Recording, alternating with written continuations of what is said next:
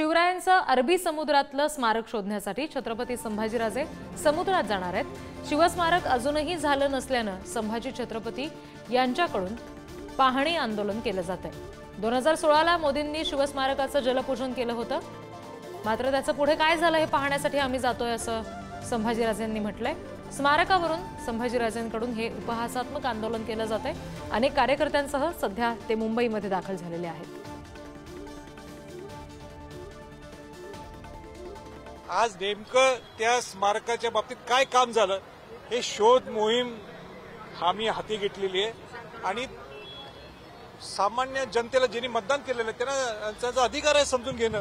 कारण हे काही किरकोळ व्यक्तींचं स्मारक नाही आहे, शिवाजी महाराजांचं स्मारक आहे आणि ते सुद्धा पंतप्रधान नरेंद्र मोदीजींच्या हस्ते जलपूजन झालेलं आहे आणि म्हणून सगळ्या जनतेला ते समजून घेण्यासाठी आम्ही हा आमचा असा प्रवास आहे आणि थोड्याच वेळात आम्ही तिकडे जाणार आहोत।